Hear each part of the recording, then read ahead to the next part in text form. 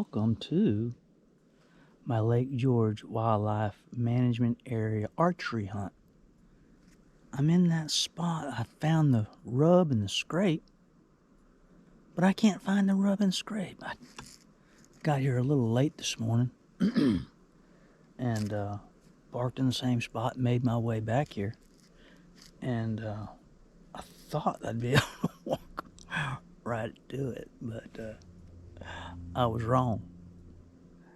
And this is a good area. I'm going to show it to you real quick. I'm trying not to foul up the camera. But I can see quite a bit.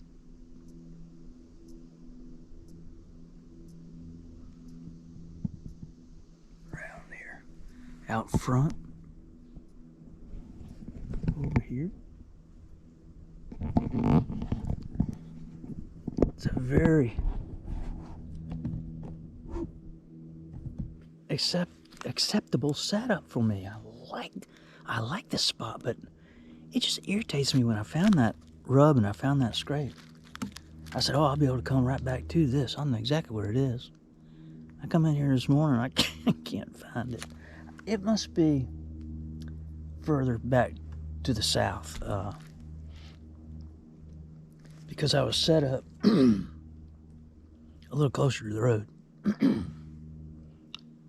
And when I got down to go home, I did a little walkabout, and that's when I found the rub and scrape. So that's probably where I've gotten a little fouled up. Still got a cough from my sickness. But if you're like me and you want to hunt public land, you're going to need to accept the fact that it's going to be hard. I don't like it. I don't like the idea that public land hunting is bad or crappy or not worth doing, because in my mind it's worth doing. I've killed some nice public land deer, but I spent a lot of time doing it, and also been fortunate enough to hunt private land and killed some good deer on private land here in Florida and Georgia too. So that kind of gives me a little thought process, freedom of thought process that allows me to come hunting. And I've gotten to the place where, well, if it doesn't happen today, I don't care. It's not a big issue for me. But I know for some of you it is, that you want to be successful. And I understand that. We all want to be successful. And I remember hunting in my early 20s, how difficult I thought that it was. And it was. And some guys, they cannot sit in a tree stand. They have to have a pack of hounds. And that's a very popular way to get the deer out of those deep swamps, is with a pack of hounds.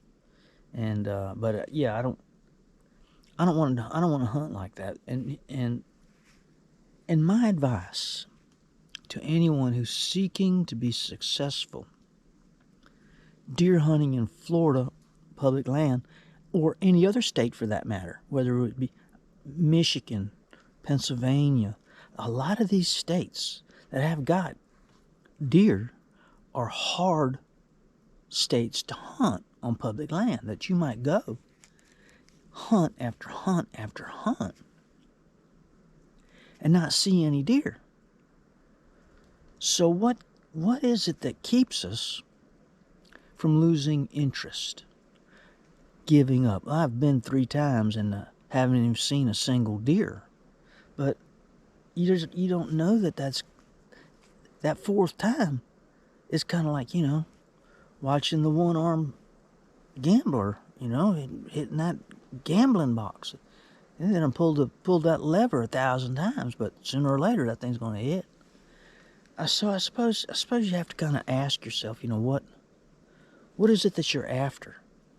And it becomes a spiritual and philosophical question. And there's nothing wrong with hunting being spiritual and philosophical. In fact, that's part of the reason why I hunt.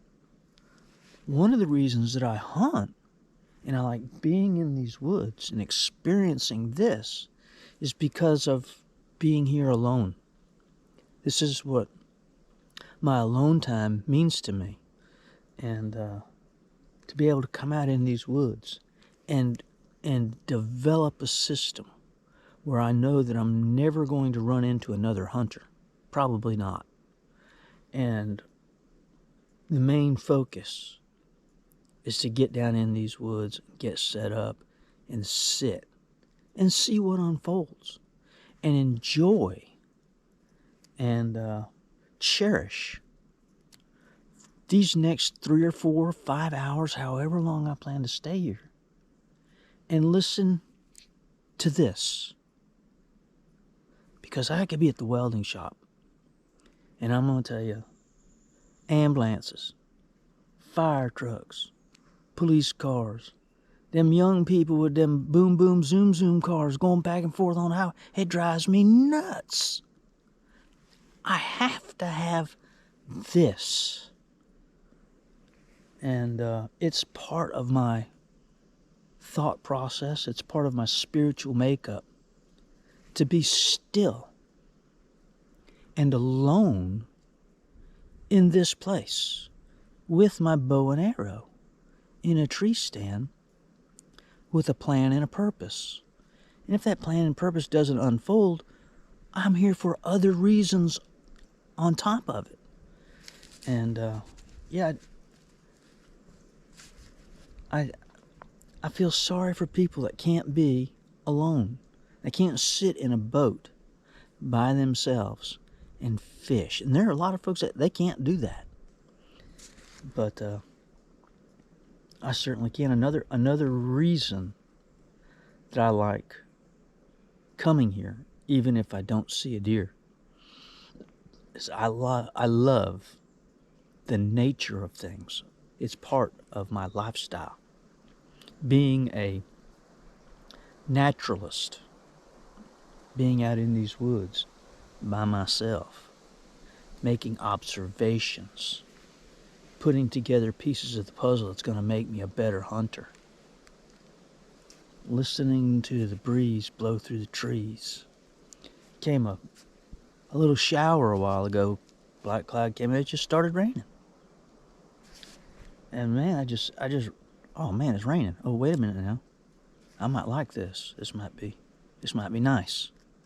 And it was, and it quit raining. And yeah, the nature of things, being alone, all make up what it is that I love so much about being here. So yeah, I'll pay the price. I'll get up early in the morning. I'll drive the hour and 10 minutes to get here. I'll load up my gear and trudge on out here just so I can get in a tree and hopefully maybe see me a couple of deer. Maybe I'll see one, maybe I won't. I saw something interesting on the way in here this morning, though. I saw a squirrel. And that squirrel looked like it was dying. And it was only like 5-10 feet away from me. So I was coming through here. And I stopped and I watched it for a minute. And it was going round and round in a circle. And I thought, well, maybe that squirrel got bit by a rattlesnake. And that maybe that squirrel's fixing to die. And along will come a rattlesnake. That'd be kind of cool. That's the way rattlesnakes do.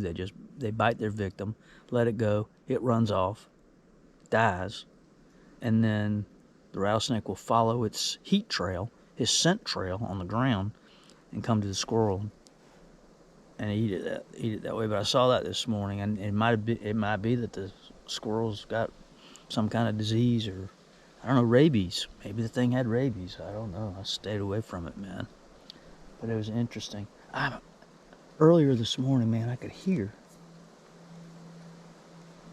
all kinds of critters moving,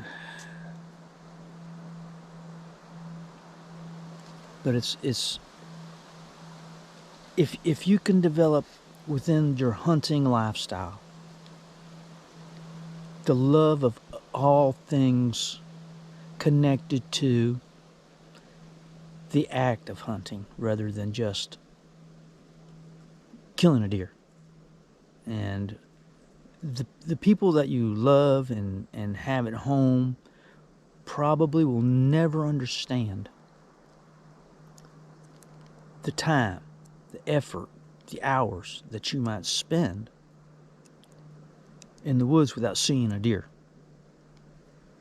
But you're not doing it for them, and trying to convince them is just, it's just without, there's no need to try and convince them.